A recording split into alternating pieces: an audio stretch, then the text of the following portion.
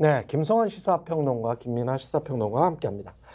네, 안녕하십니까? 네, 안녕하세요. 예, 이종섭 국방부 장관 그리고 지금은 호주 대사가 여당에게는 이제 큰 악재가 됐습니다. 이거 잘못하면 총선 때까지 갈 것 같은데요. 그래서 호주로 그냥 가라, 한 달 정도 있으면 충분히 시간 괜찮은 거 아닌가 그런 생각으로 그냥 도피시킨 것 같은데.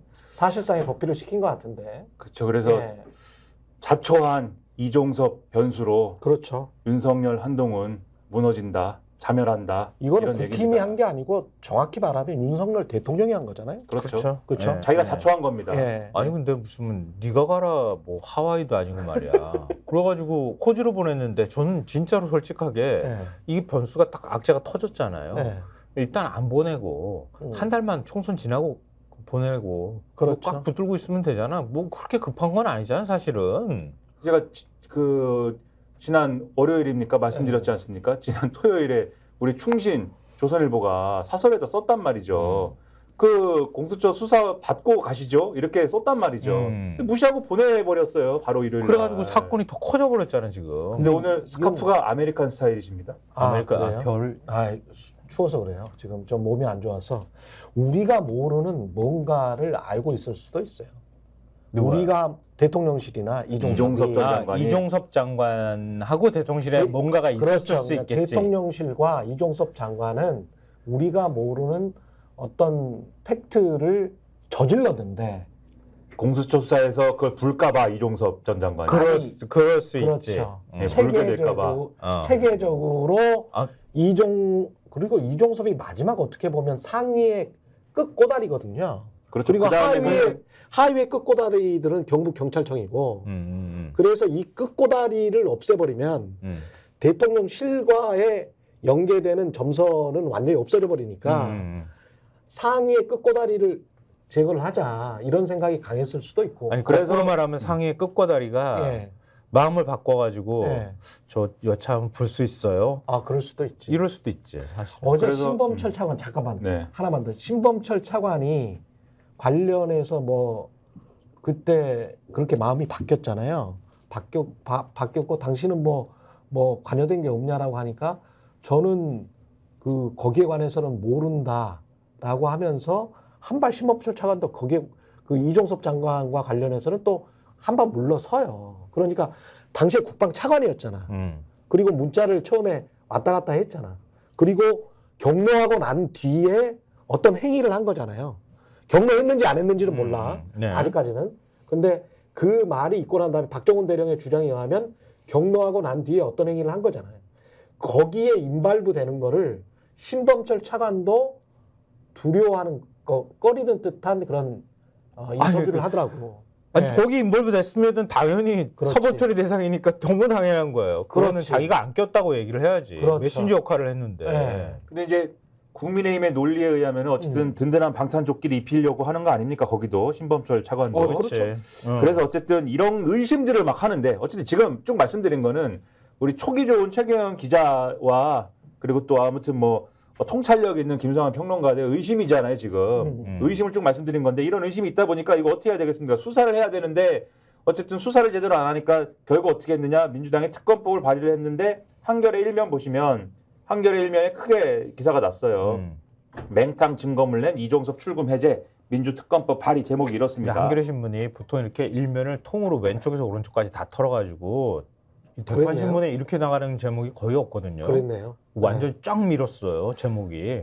그만큼 힘줬다는 얘기야. 그래서 여기서 어제 저희가 전해드린 MBC 뉴스 이종에서 전해드린 휴대전화를 냈는데 공수처에 냈는데 이종섭 전 장관이 그런데 이게 이제 수사 외압 관련 일들이 진행된 것으로 의심되는 지난해 8월 초 이후에 사용하기 시작한 새로운 휴대전화였던 것으로 나타났다라는 이 얘기를 쓰면서 그러니까 수사 제대로 안 받고 있는 거죠. 그러니까 수사 제대로 이미 안 받은 거죠. 그런데 뭐 공수처 수사를 한다고 하니 그게 말이 되느냐? 그러니까 특검이 필요하다라는 논리로 이제 이런 특검법이 제출이 된 것이다 이렇게 해설을 하고 있는 겁니다. 그래서 민주당이 이 도피성 출국 과정에서의 불법 의혹을 수사할 특별검사 법안을 발의를 했고 박주민 의원이 원내수석 부대표인데 국회 의안과에다가 이걸 제출한 뒤에 대통령실과 법무부, 외교부에 대한 수사를 주요 내용으로 한다는 등의 설명을 했다라는 내용이에요. 다만 이거는 지금 패스트트랙에 올라간 최상병 특검하고는 별개의 법안이지 않습니까? 그렇기 네. 때문에 여당이 반대를 하면 이 특검법은 21대 국회 문턱을 넘지 못하고 폐기될 가능성이 지금 크다. 이렇게 일단은 얘기를 하고 있는데 이런 우려에 대해서 박주민 의원은 어쨌든 특검법 통과시키는 게 목표인 것이고 총선 이후에도 국회가 가동되는 기간이 있기 때문에 최선의 노력을 다할 것이다 라고 얘기를 하고 있고 여기에 더불어서 이 이종섭 전 장관 출국에 책임이 있는 조태열, 박성재, 그러니까 외교부, 법무부 장관, 양 장관의 탄핵에도 나선다라고 지금 얘기를 하고 있다라는 소식을 전하고 있습니다. 그리고 아울러서 특검은 뭐다? 공수처에서 제대로 수사가 진행되지 않기 때문에 하는 거다라고 말씀드렸잖아요. 그렇죠. 그 얘기를 한결에 오면이 이제 진행에 좀 앞으로 수사가 제대로 진행될 거냐의 문제에 있어서 또 기사를 쓰고 있어요. 추가 소환 한다지만 공수처 이종섭 입국만 기다려야. 그렇죠? 지금 호주 대사로 갔는데 그렇지. 와야 오라고 하는데 안 오면 그만이지 뭐. 그렇죠. 와야 수사를 할 거 아닙니까? 다만 이 한번 오기는 할 거라는데 와도 사실은 제대로 수사를 지금 이미 안 받고 있는데 뭐 수사 가능하겠느냐 이런 의문이 들고 그 전에 휴대폰을 제출을 해야 될 텐데. 그렇죠. 그리고 경향신문 3면을 보시면 지금 말씀하신 게 이제 실제 수사가 진행될 때 우려 사항이라면 경향신문 3면은 공수처 이종섭 추가 소환 필요 수장 공백의 실행은 미지수입니다. 어제 공수처장. 공수처장 어제 계속 지금 공석인 상태잖아요. 그렇죠. 대행 체제를 네. 지금 가지고 있잖아요. 그렇죠. 이게 무슨 얘기냐면 어제 공수처가 계속 강조를 했어요. 우리는 수사 열심히 하겠습니다. 이종섭 장관에 대해서 뭐 원래 외교관 등등 외국으로 나가신 분들도 가끔 국내 들어왔을 때 수사를 하고 그러기 때문에 열심히 하겠습니다. 이렇게 얘기를 하는데 그런데 이 기사에는 이렇게 써 있습니다.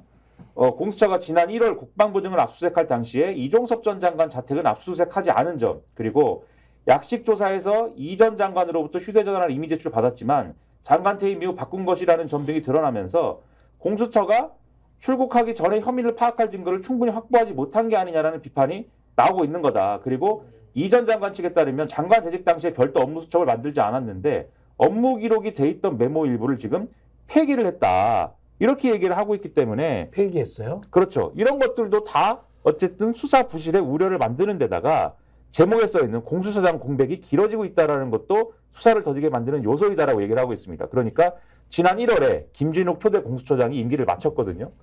2개월 가까이 공수처장 자리는 비어있는 상황이고 공수처장 후보 추천위원회가 지난달 29일에 윤석열 대통령에게 후보 2명을 추천을 했지만 윤 대통령은 2주가 다 되도록 최종 후보 지명하지 않고 있고 국회 인사청문 절차를 감안하면 총선이 끝난 뒤에야 이 새로운 처장은 임명이 될 것이기 때문에 수사의 속도를 내기는 이런저런 걸 다 고려해도 쉽지 않은 것이다. 이렇게 설명을 하고 있습니다.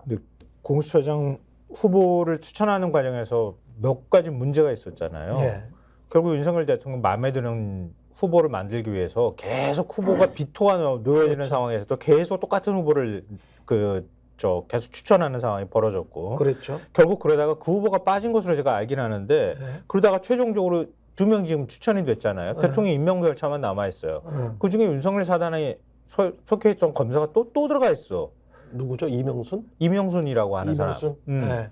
그러면 만약에 이명순을 공수처장으로 임명을 하는 거예요. 공수처 수사 안 하고 또 미그적 되는 거야. 오히려 헛소리 할 수 있지.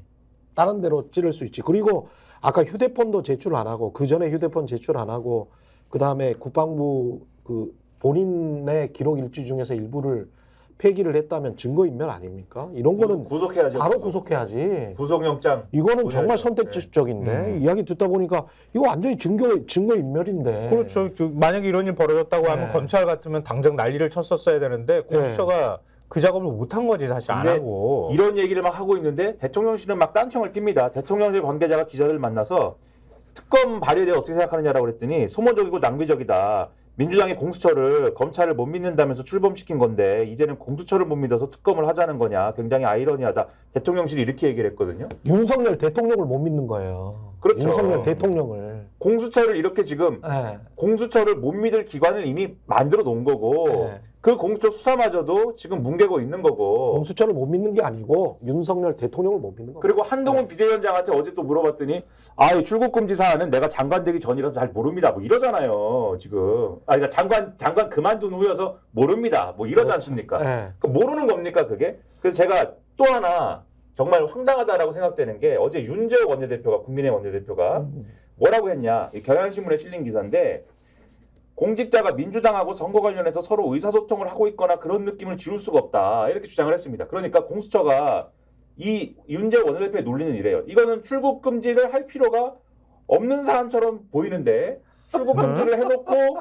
조사를 안 하면서 계속 출국 금지를 연장을 한 것은 민주당하고 짠 거 아니냐 이런 얘기를 막 한 거예요 기자들한테. 이게 경향신문 기사의 내용입니다. 참. 다 읽어드리진 않고 요약해서 전해드리는데 근데 이게 그냥 들어도 지금 김성환 평론가 표정을 보세요. 지금 클로즈업해서 잡아주세요. 이 줌에서 보여주세요. 지금 굉장히 싸늘하거든요. 그냥 들어도 이게 말도 안 되는 얘기잖아요. 지금 공수처가 민주당 정권의 민주당 정권입니까? 지금 윤석열 정권이잖아요. 근데 공수처가 어떻게 민주당하고 짭니까? 황당한 얘기가 되니까 이 윤재욱 원내대표가 기자들한테 문자를 보냈대요. 너 해당 발언은 철회를 하겠다. 그냥 이해되지 않는 조치였다고 생각한다라는 취지로 정정한다. 반대로 윤재욱 원내대표한테 이렇게 한번 물어봅시다. 이규원 검사라고 있었잖아요. 이규원 검사. 김학의 출국 금지시킨 사람. 급하게 김학의를 출국 금지시켰는데 절차상 문서 하나 뭐 어떻게 했다고 이 사람이 이규원 검사가 출국 금지를 지금 한 3년째 맞아요. 출국 금지 당하고 있어. 아직도. 김학의 출국 금지 시켰다고 이규원 검사라는 사람은 아직까지도 출국 금지를 당하고 있다니까. 그러니까 이제, 지금 네. 마지막으로 그러니까 공수처한테 기대할 바는 제가 볼 땐 공수처가 일단 수사의 키를 잡고 있잖아요. 네. 아까 우리 공수처장 얘기를 했잖아요. 공수처장 후보 추천위원회에서 7명 중에 5명이 동의를 해야 후보를 추천할 수 있잖아요. 지금 2달 내내 후보 1명은 정해져 있었어. 1명 정하는 거 가지고 계속 2달 시간을 끌었잖아요. 그렇죠. 계속 사실 후보들이 추천위원들이 비토를 놓은 거야. 대통령하고 너무 가까우면 안 돼, 가까우면 안 돼. 근데 계속 대통령하고 가까운 후보가 계속 있는 거야.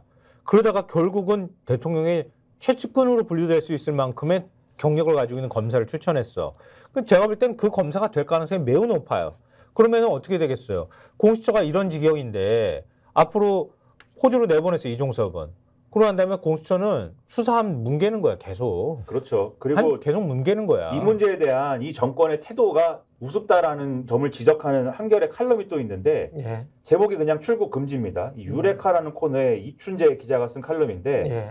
그러니까 박근혜 정권 말기 2016년 12월 달에 도널드 트럼프가 대통령이지 않습니까? 미국에서. 근데 실리콘밸리 기업인들과 관계 개선을 하겠다고 뉴욕에서 테크 서밋 행사를 열었습니다. 여기에 이제 유명한 미국의 테크 관련 이제 그 회장님들이 많이 초청을 받았대요. 뭐 애플의 회장님, 그다음에 뭐 테슬라의 회장님 이런 분들이 많이 초청을 받았는데 초청자 명단에 이재용 삼성전자 회장도 있었다는 겁니다. 문제는 뭐냐면 그때 국정농단 사건에 연루돼갖고 수사 대상이었던 상황이었는데 이재용 회장이 특검팀한테 변호인 통해서 물어봤대요. 저기 저 갔다 오면 안 됩니까? 그랬는데 문제는 이 당시에는 이재용 회장에 대한 수사는 본격적으로 시작이 되기 전이었기 때문에 잠깐 갔다 오는 거는 불가능하지 않았던 상황이다. 출국 금지가 됐던 상황도 아니다. 근데 그렇지. 그 당시에 특검팀은 이재용 회장이 갔다 오면 안 되나요? 라고 하니까 갔다 온다고? 라고 한 다음에 출국 금지를 해버렸다는 거예요. 거꾸로. 네. 왜냐하면은 그 나갔다가 안 돌아오면은 우리 수사를 못 하잖아요. 이런 논리로 박영수 특검팀이 해버렸다는 건데 근데 그 당시에 삼성전자의 이재용 회장이 나갔다가 왜 안 들어와? 그렇죠. 미국에 가서 트럼프랑 뭐 이렇게 얘기한 다음에 안 오겠습니까? 올 거 아닙니까? 근데 그것도 안 온다라는 이유로 출국 금지 해버린 사람들이 윤석열 사단인데 지금 이거에 대해서 대통령실은 출금 사실을 몰랐다. 이종섭 전 장관의 출금 사실을 몰랐다라고 하고 그것도 좀 말이 안 되는 것 같아요. 그죠? 한동훈 비대위원장은 호주는 국방 관련 외교 현안이 많기 때문에 그런 점을 고려해가지고 한 인사 아니겠느냐 뭐 이렇게 얘기를 하고 그 부분도 짚어야 될 게 있어요. 네, 그 검사들이 맞냐 이렇게 쓰고 있어요. 지금 호주 현지 소식들이 계속 들어오고 있지 않습니까? 주로 이제 MBC 뉴스데스크에만 보도를 하고 이 말씀을 하면서 경향신문 일면 한번 보여주세요. 네. 예, 보도를 하고 있는데 방송에서는 MBC 뉴스데스크를 많이 봐주십시오. KBS는 전혀 관련된 보도들이 거의 안 나오고 대통령실 입장만 나오고 근데 있더라고요. 요즘 우리 제작진들이 예. 센스가 점점 좋아지고 있어요. 그래요? 제목을 키웠어. 키웠어. 처음으로. 우리 하고 난 멋져. 다음에 이렇게 눈에 잘 띄시라고. 예. 노란색에. 호주 교민들도 지금 아. 화가 나서 네. 원래 시드니에 사시는 분들이 지금 촛불 시위하겠다고 지금 들고 일어났다 이런 내용이에요. 저 기사는. 그렇죠. 그러니까 지금 시드니 촛불 행동에 모니카 김 대표가 분노가 좀 표출되고 있기 때문에 캔버라에 있는 호주 의회 그리고 한국대사관 앞에서 시위를 진행할 예정이다. 호주 지도를 보면은 그냥 호주 지도만 놓고 보면 시드니랑 캔버라가 뭐 그렇게 멀어 보이지 않을 수도 있지만 호주는 크기 때문에 엄청 커. 멉니다. 네. 멀어요. 대륙이에요, 대륙. 네, 네. 가서 하겠다는 거예요. 근데 요것도 있지만 지금 한국일보 6면을 보시면 민주 이종섭 특검법 제출 호주 언론 부패 수사 중 입국 보도 이게 있어요. 호주 언론이 알아버렸다. 네. 이게 지금 ABC 방송은 호주의 공영방송이에요. 그러니까 네. BBC가 브리티시잖아요. 그렇죠. A가 오스트레일리아잖아요. 그래서 제일 유력 방송이네. ABC라고 하면 우리나라의 KBS하고는 지금 KBS는 좀 위상이 좀 떨어졌기 때문에 저 최경영 기자가 떠나셔가지고 영국의 BBC라고 생각하시면 됩니다. ABC에서 이렇게 방송을 했다는 거는 그냥 호주 국민들이 다 알아버린 거예요. 근데 저 기사를 제가 유심히 봤는데 관련된 그 언론 보도 중에 뭐가 있습니까? 그 마지막 일단 문장이 완전히 황당한 게 있는데. ABC 방송에 뭐라고 이제 보도가 됐느냐에 대해서 조금 이 기사를 토대로 조금 설명을 드릴게요. 뭐 그러시죠. 원하시는 내용이 있는지는 제가 모르겠는데 예. 어쨌든 이 기사 제목이 한국 대사 이종섭 자국 부패 수사에도 호주 입국이라는 제목이에요. 예. 호주 공영방송 제목이. 음.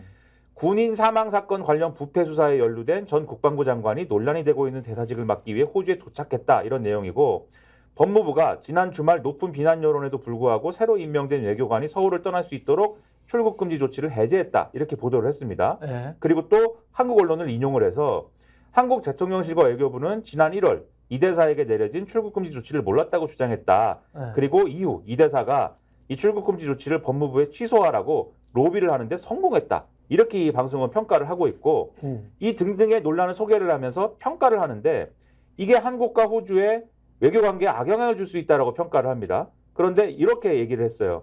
사건이 호주와 한국의 외교관계에 어려움을 초래할 위험이 있는데도 호주 외교통상부는 이 대사의 호주 도착을 환영했다. 뭐 이렇게 평가를 하고 있다는 겁니다.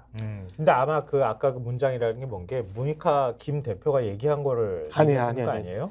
이거는 국방 출입 기자가 쓴 거거든요. 국방 출입 기자가 쓴 건데 익스클루시브로 돼 있어요. 단독으로 돼 있고 이 기사 자체에서 이거는 이제 호주 방송에서 나온 거를 인용했거나 홍익표 원내대표가 이야기한 것도 아주 자세하게 기사에 나와 있습니다. 그러니까 민주당이 비판을 한 건 이건 윤석열 대통령이 사실상 뒤에서 이렇게 밀어넣은 거 아니냐, 빼돌린 거 아니냐, 뭐 이런 홍익표 원내대표의 비판도 함께 아주 자세히 실었고요.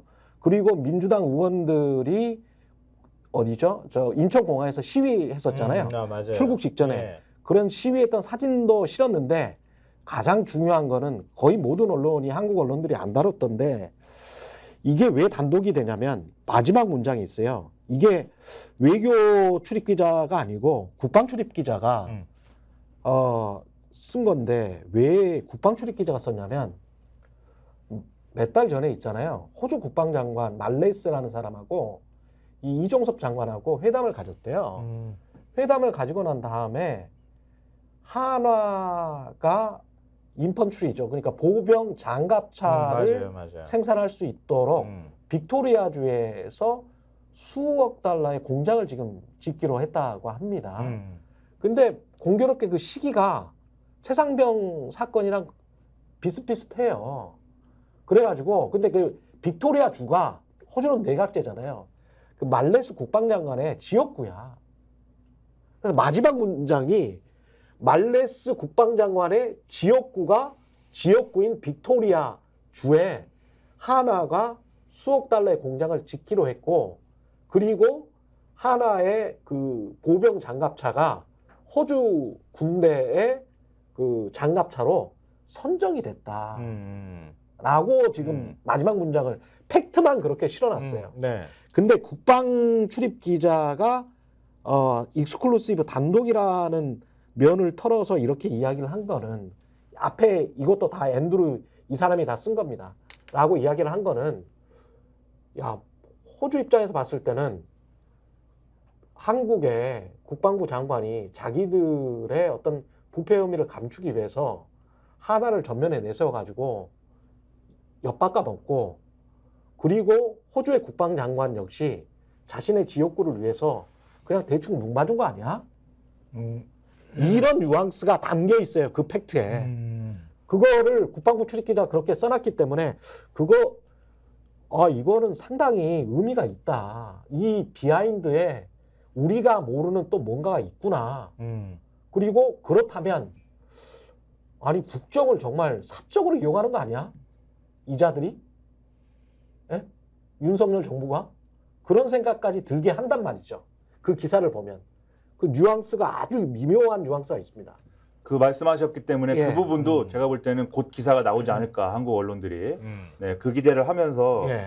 이제 그런 부분들 추가로 이제 확인되면 우리가 또 얘기하겠죠 여기서 그렇죠. 또 얘기하기로 하고 한국일보의 경우에 이거를 그래서 사설로도 썼습니다. 제목은 호주 언론도 우려한 이종섭 대사부임 심각한 외교 결례다라고 쓰면서 출국 금지까지 된 주요 사건 핵심 피의자를 우방국 대사로 내보낸 것 전례를 찾기 어려운 일이고 명백한 수사 방해이자 심각한 외교 결례다 이렇게 지적을 하고 있고 대통령실과 외교부가 호주는 인도 태평양 전략상 매우 중요한 안보 파트너로 국방부 장관 출신의 중량감 있는 인물을 고려했다라고 주장을 하는데 양국이 지금까지 차관도 아닌 차관보급 인사를 대사로 보내온 것을 감안할 때 그렇지. 이거는 아니다 이렇게 지적을 하고 있어요. 그리고 여기에 대해서 전반적인 지금 특검이나 이런 것들이 이루어지고 있는 상황을 꼬집으면서 외교적 결례와 망신까지 감내하면서 부임을 강행하니까 의혹만 눈덩이처럼 커지는 거 아니냐 이렇게 지적을 하고 있고 이런 상황이니까 당연히 여당에는 악재가 될 수밖에 없죠. 경향신문 4면을 보시면 이종섭 출국 논란 한동훈 효과 한계 여당 내 고개 드는 악재 이렇게 되어 있습니다. 이걸 뭐 모든 걸 우리가 정치와 연관지어서 설명할 필요는 없지만 결론적으로는 여당 내에서도 지금 이건 우리가 악재일 수밖에 없다라는 지적이 나오고 있다라는 게 이 기사에서 표현이 되는 겁니다. 이제 지금 마지막 남은 뭐 여러 가지 변수가 있을 수 있겠지만 지금으로서는 굉장히 큰 악재예요. 여권 그렇죠. 입장에선. 예. 안보 이슈는 젊은 층한테 특히 더 민감하게 받아들일 그럼요. 수밖에 없거든요. 예. 그러니까 군대 갔다 온 지 얼마 안 됐거나 그리고 군대 또 갈 친구들도 마찬가지인데 아니 이런 군대 어떻게 보낼 거야 이렇게 생각하지 않겠어요? 그렇죠. 아니 저 가가지고 뭐 수해놨다고 가서 수색하라 그랬는데 구명조끼 하나 안 입혀가지고 사병이 막 죽게 만드는 이런 군대 누가 보내고 싶겠냐고. 그것도 해병대인데. 그렇죠. 특히 여당 내에서는 그동안 한동훈 비대위원장이 윤석열 대통령을 좀 감춰왔다라고 생각을 했는데 그러니까 정권 심판론을 좀 희석시키고 윤석열 대통령을 커튼 뒤로 감춰왔다고 생각을 했는데 이제는 이 문제 때문에 또 전면으로 끌려 나오게 생긴 거 아닙니까 윤석열 예. 대통령이. 예. 그래서 악재가 되고 있다 이런 분석이 나오고 있다는 거죠. 근데 또 이해할 수 없는 부분이 박정훈 대령이 소송 제기한 게 있어요. 예. 그러니까 해병대 수사단장이잖아요.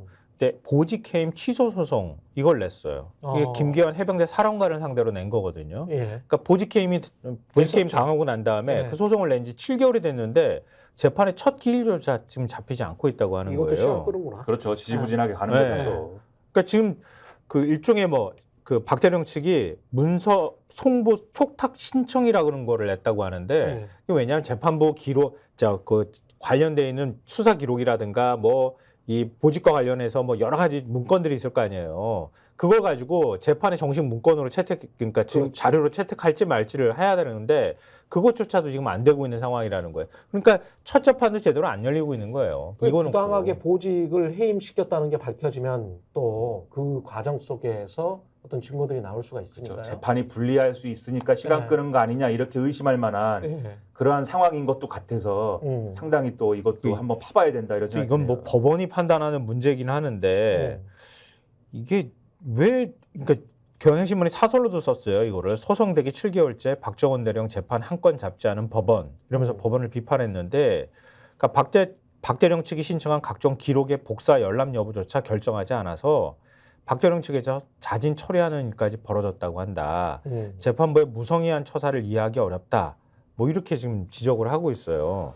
그래서 법원은 당장 박대령의 재판을 개시해서 신속 공정하게 진행하라. 이렇게 사설로도 쓰고 있어요. 다른 특검 얘기도 하시죠. 예. 그리고 다른 특검이 있습니다. 조국혁신당이 한동훈 특검법을 내겠다. 라고 이야기를 하고 있고요. 한겨레 경향 등이 썼네요.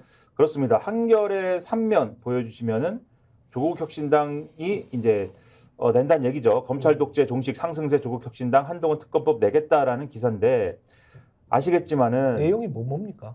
아시겠지만은 기자회견을 열었습니다. 네. 그래서 정치 검찰의 고발 사주 의혹, 그리고 윤석열 검찰총장 징계 관련 의혹, 네. 그다음에 이 딸 한동훈 논문 딸. 대필 의혹 사건, 한동훈의. 한동훈 위원장 네. 규명을 위한 특별검사의 임명 등에 관한 법률을 발의하겠다 이렇게 밝히면서 네. 법은 누구에게나 공평해야 된다. 특히 검사 출신 대통령, 검사 출신 집권여당 대표라고 해서 예외가 되면 안 된다 이렇게 주장을 했다는 거고요. 네. 그리고 이제 이종섭 전 국방부 장관 이 문제와 관련돼서도 현재 권력이 범죄 혐의를 받는 국방부 장관 도피시키는 거 본 적 없다. 지시한 사람이 윤 대통령이라는 게 확인되면 탄핵 사유라고 본다 이렇게 주장을 했습니다. 그러니까 모든 것을 볼륨 하나씩 높여갖고 지금 하는 거예요. 이 민주당이 하는 얘기하고 네. 그다음에 특히 한동훈 위원장의 딸이 논문 대필 해외 웹사이트에서 에세이 표절 봉사활동 시간 2만 시간 이렇게 부풀려서 봉사상을 수상한 거 그리고 전문 개발자가 제작한 앱을 직접 제작한 것처럼 제출 등을 실행했다는 의혹에 대한 업무방해 사건 이런 것들을 다 일일이 거론을 했는데 그런데 이런 부분들을 거론을 하면서 특검을 어쨌든 다음 국회에서 의석을 주면 하겠다라고 하니까 기자들이 뭐 이것에 대한 질문을 쭉 하다가 네. 마지막에 이걸 물어봤습니다. 네. 근데 이제 조국 대표 어쨌든 본인이 비례대표도 출마한다고 하고 그렇죠. 간다고 하는데 본인도 어쨌든 자녀 입시 비리하고 감찰무한 혐의로 2심에서 징역 2년이 나와서 혹시 유죄 확정 판결이 나오면 이거 본인이 할 수 있는 겁니까? 물어봤거든요. 뭐라고 했느냐?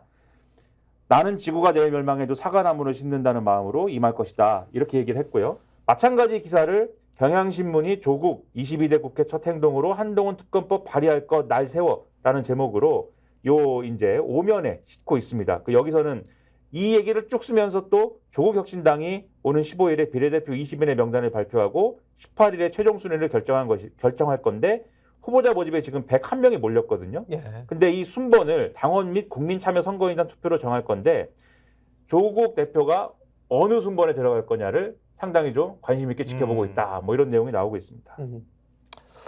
뭐 투표로 한다고 하니까 그런데 이 관련해서 제가 어디 경제신문인데요. 양대 경제신문 중에 하나입니다. 사적 보복을 하려고 하는 건 아니냐. 조국 혁신당이 한동훈 특검법을 내겠다고 하니까 그래서 관련해서 뭐 징계 의혹이랄지 그거는 윤석열의 징계 의혹이잖아요. 네. 뭐 이렇게 이제 프레임을 잡았더라고요. 그래서 이제 헤드라인도 그렇게 썼고 안에 기사 내용도 그런 게 있어. 이거 사적 보복이 아니냐고.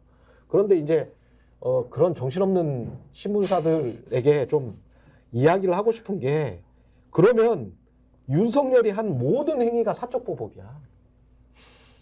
이거 지금 특검법 발의를 하는 게 야 사적 보복하려고 국회에 들어가는 거냐? 뭐 기사의 뉘앙스가 그런 거거든.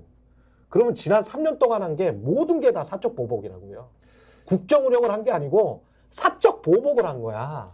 그렇죠. 그래서 네. 이제 전 정권 가지고 얘기하지 말라고 얘기한 게 윤석열 대통령한테 얘기한 게 그런 거고. 그렇죠. 물론 이제 이렇게 나오는 조국 대표가 이렇게 나오는 정치적 노림수라든가 뭐 이런 것도 있겠죠. 이게 정의를 실현하겠다 이런 마음도 있겠지만 네. 정치적 노림수라는 건 아까도 말씀드렸듯이 정권 심판론이라는 거를 최대한 키우면서 윤석열 대통령을 끌어내면서 동시에 한동훈 비대위원장을 같이 끼워 넣어가지고 이 심판 구도를 크게 만들려는 거거든요. 그치. 근데 이 부분과 관련돼서 같이 볼 만한 게 사실 이 특검 법에 관련해서 뭐 크게 뭐 우리가 해설할 부분은 아닌 것 같고 같이 볼 만한 게 한겨레 1면입니다, 사실. 예. 그러니까 이걸 잘 하려면 어쨌든 조국 혁신당도 동력이 있어야 되는 건데 그 동력이 어디서 나오느냐, 이게 사실은 더 관건인 것 같아요. 한겨레 1면 보면은 윤 정권 심판론 들끓는 광주 민심 나라 엉망 민주당도 잘한 거 없어 이런 제목의 기사가 실렸는데 이게 예. 광주 민심을 르뽀로 들어본 겁니다. 예. 한겨레 기자가 가서. 예. 근데 여기에 나온 게 이제 이 윤석열 정권에 대한 분노가 좀 표현이 되는데 광주 시민이 이렇게 얘기했다는 거예요. 막말로 시장에서 물건을 사고 팔아도 경우가 있고 상도덕이 있는데 그래서 내 몫이 아니면 내 몫이 아닌갑다 하는데 윤석열 대통령은 경우가 없다. 굉장히 화가 나 있다 이분들이. 그런 상황인데 너무 서민적이고 멋진 말이다. 너무 그렇죠.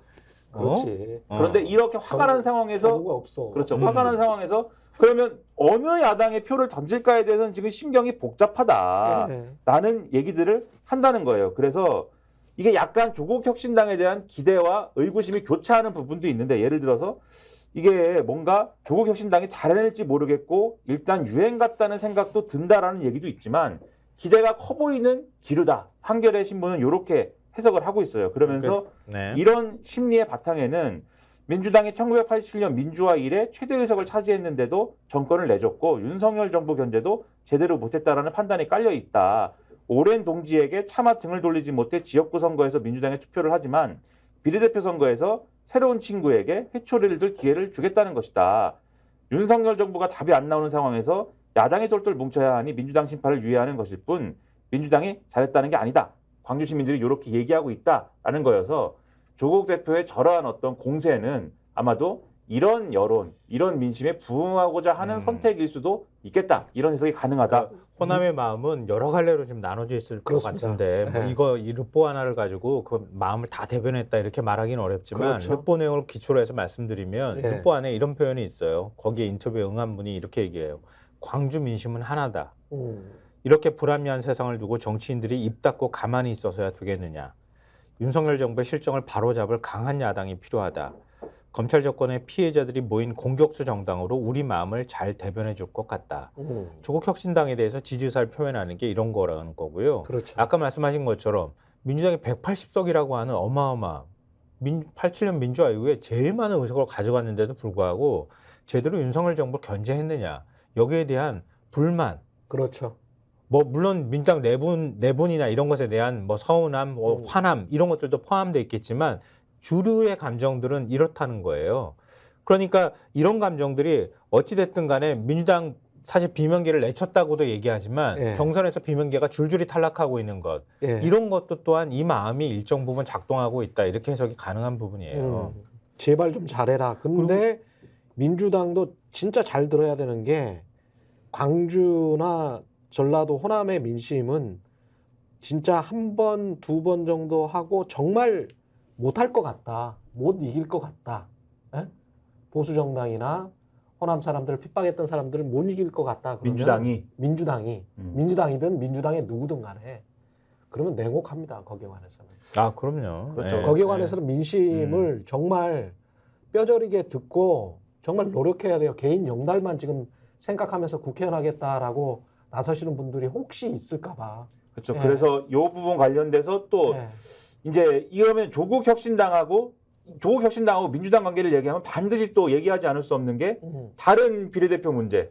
그래서 더불어민주연합 얘기를 안 할 수가 없는 거잖아요. 그렇죠. 그래서 최근에 막 공격을 받던 비례대표 요 문제와 관련돼서 이 공격을 받던 분들이 사퇴하는 일도 있었고, 그다음에 어제 또 더불어민주당이 자체적으로 파견해야 된다고 할까요? 자기들이 추천할 비례대표 후보 명단을 또 공개하는 일도 있었습니다. 예. 근데 아무튼 이런 것들이 좀 여러모로 혼란스럽게 진행되다 보니까 이거를 어떤 공격의 포인트로 보는 것 같아요, 보수 진영은. 그래서 중앙일보의 경우에는 일면을 보시면은 아예 지금 비례대표제를 없애자는 분위기입니다. 그래서 반미 추경, 최악 부적격 논란, 비례대표제 회의론 커진다. 아유, 저렇게 제목은 저렇게 썼지만 예. 사설에서는 거의 이럴 거면은 비례대표제 없애자라고 지금 주장을 하고 있어요. 이런 얘기까지 하는데, 예. 근데 차라리 신문은 없애지. 그렇죠. 이런 식으로 하면은 신문이 왜 필요 있어? 그러니까 해경도 없애고 비례대표제도 다 없애고. 없애고 국회도 네. 없애고 대통령 한 명만 있든지 그러면 근데 요거를 이 내용을 길게 말씀드리려는 게 아니고 결국 이제 어제 있었던 일을 좀 말씀드리려는 건데 이게 결국 비판받던 이 전지의 금융정의연대 운영위원하고 정영희 전국농민회 총연맹 구례군 농민회장이 다진 사퇴를 했습니다. 예. 더불어민주연합의 이 시민사회 추천 시민사회 추천 비례대표로 선출이 됐던 그러면서 지금 이 낡은 색깔론이나 이런 것들을 보수 진영이 꺼내들고 있는데 종북몰이의 빌미로 쓰여서 윤석열 정권의 폭정을 감추는 핑계거리가 되느니 여기서 나는 도전을 멈추겠다라고 얘기를 하고 있는데 이게 일단은 두 사람이 내려갔지만 좀 논란이 끝나지는 않을 것 같아요. 왜냐하면 그러면 여기서 시민사회가 추천한 후보들의 후순위가 나와야 되는데 그렇죠. 지금 언급되는 후순위가 민변 사무차장 출신 이주희 변호사거든요. 예. 한겨레 보도도 그렇고 다른 보도도 그렇고 이분이 이제 후임이라는 건데 이분도 같은 논란이 있습니다, 사실. 그래서 아마 논란이 계속될 것 같고 이건 어제 제가 말씀드린 게 민주당 쪽의 입장은 이게 시민사회 추천이라는 거는 예를 들면 사회적 약자라든지 이런 분들을 추천을 해주시고 진보당 3명이 또 있지 않느냐. 이렇게 추천을 해야 되는데 지금 진보당에서 추천돼야 되는 인물들이 시민사회 몫으로 들어가는 바람에 진보당 3명에 플러스 지금 시민사회 추천까지 2명이 더 들어오는 그런 상황까지 돼버려서 이게 이제 일종의 신의성실의 문제 아니냐 이런 거예요. 지금 추천 다시 하라는 건데 이게 잘못하면은 지금 민주당에서 나오는 얘기는 이 선거연대가 없어질 수도 있다. 또 비례대표 순번까지도 우리가 문제 삼을 수 있다. 이런 얘기까지 험하게 지금 오고 가는 상황인데 어쨌든 그런 상황이 지금 비판을 받을 만한 상황이 되고 있는 것도 사실입니다. 예를 들면 한국일보 1면 일단 보여주세요. 한국일보 1면을 보시면 야 반미 논란 전지의 정영희 사태 여는 5.18 폄훼 도태우 공천 유지 이렇게 돼 있어요. 제가 저 제목을 저렇게 보여드리는 이유가 있는데 잠시 이 얘기는 뒤로 미뤄두고 바로 한국일보 3면으로 가주십시오. 한국일보 3면을 보시면 요 밑에 있는 기사를 먼저 보시면 여 비례공천 진보계파 나눠먹기 변질 민주당 추천 후보도 청년 소수자 실종 이 지적이 있어요. 무슨 얘기냐면 지금 시민 추천 비례대표 후보를 결정하는 단위가 있을 거 아닙니까? 그런데 이 단위의 심사위원으로 들어가시는 분들도 아무래도 시민사회의 대표성을 갖는 분들이 조직적인 어떤 방침이나 이런 것들로 선정되다 보니까 아무래도 편향적인 부분이 있는 거 아니냐. 그래서 소수자 약자를 이제 좀 추천하기보다는 이 시민사회 각각의 단체들이 있잖아요. 그 단체들이 뭔가 각각의 어떤 뭔가의 지분을 가지고 추천하는 구조처럼 돼버린 거 아니냐라는 비판이 있다. 그런 것들은 새겨들을 부분인 것 같고, 그다음에 더불어 이제 민주당이 지금 추천한 어떤. 근데 잠깐만요. 거기에 관해서 요 기사까지만 해설을 할게요.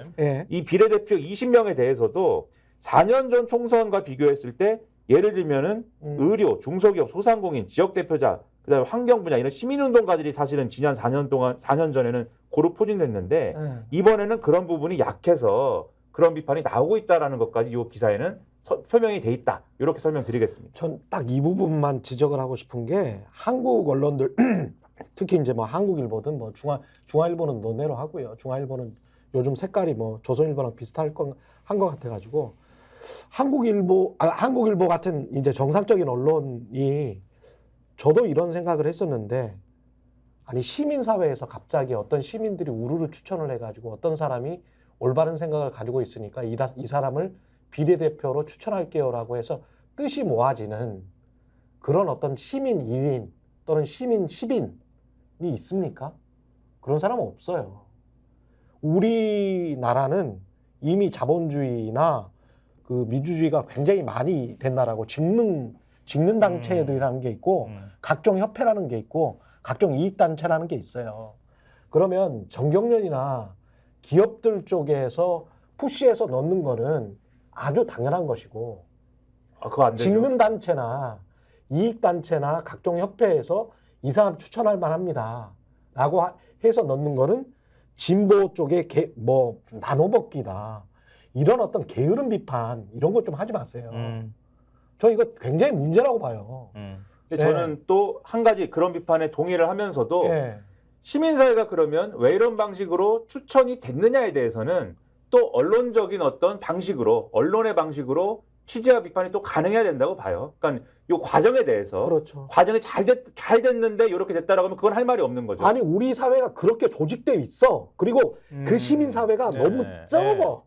그렇죠. 상대적으로 서구에 비해서 그 시민사회에 힘도 적고 사람도 적고 일도 적고 그다음에 저 돈도 적어. 그러다 보니까 그거를 해가지고 그 사람들한테 뭐 하나 그러다 보니까 어떤 그 시민사회에서 어떤 일이 일어나면 적은 돈을 받아도 열심히 일을 할 수 있는 그러한 어떤 생각과 체력과 그런 걸 갖춘 사람들이 활동가로서 두각을 나타낼 수밖에 없는 환경이 구성되어 있고 그렇지. 그러다 보니까 활동가들이 소위 말하는 활동가들이 이런 데서 추천을 받는 경향이 지금 생기는 거예요. 그렇지. 그래서 그렇게 접근하는 게 맞는데 어쨌든 그런 것까지 봤으면 더 좋았을 기사인데 근데 도태우 변호사 얘기를 도태우 변호사 그렇죠. 이야기해. 그래서 이 얘기를 일단 말씀드리고 다시 한국일보 방금 봤던 거 한국일보 3면을 보시면은 그래서 제가 이제 이 말씀을 드리면서 바로 위에 보시면 어쨌든 민주당은 결과적으로 이게 우당탕탕하면서 문제가 되면 뭐 사퇴하기도 하고 뭐 이렇게 뭔가를 하고 있습니다.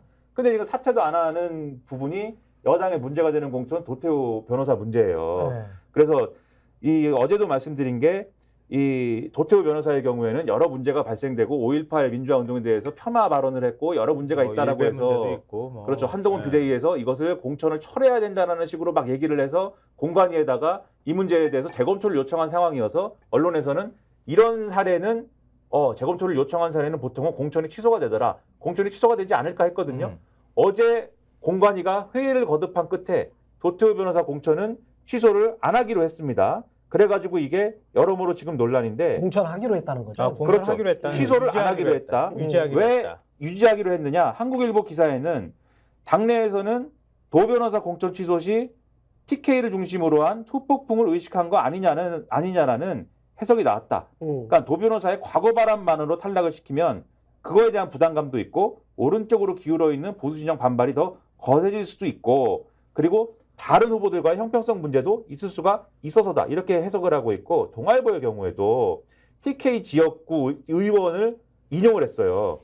TK 지역 의원이 뭐라고 주장했냐면 저쪽 당, 민주당 얘기입니다. 더한 것도 그냥 다 넘어가고 있는데 우리 당에서 경선을 2번이나 해서 올라간 사람을 떨어뜨리면 대구 민심이 어떻게 되겠느냐. TK 지역구 의원이 이렇게 얘기를 했다. 그래요? 이게 지금 국민의힘 인식이다. 황당합니다. 어떻게 국민의힘은- 더 심한 말이 나올 것 같은데 그렇죠. 자제하면서 얘기를 해야 될 것 같은데 네.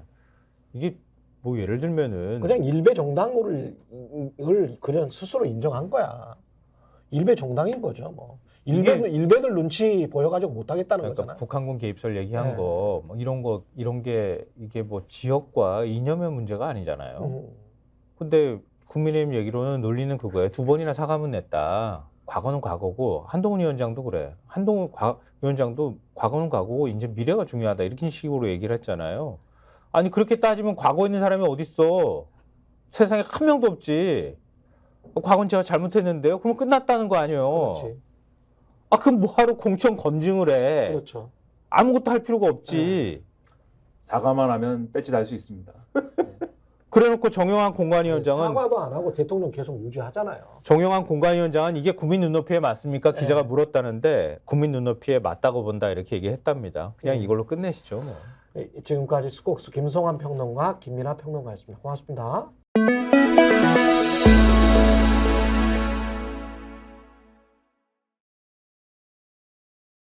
너무 제가 예. 홍보를 정치권색. 예. 다시 제가 말씀드리죠. 예. 구독, 좋아요, 사랑입니다. 예.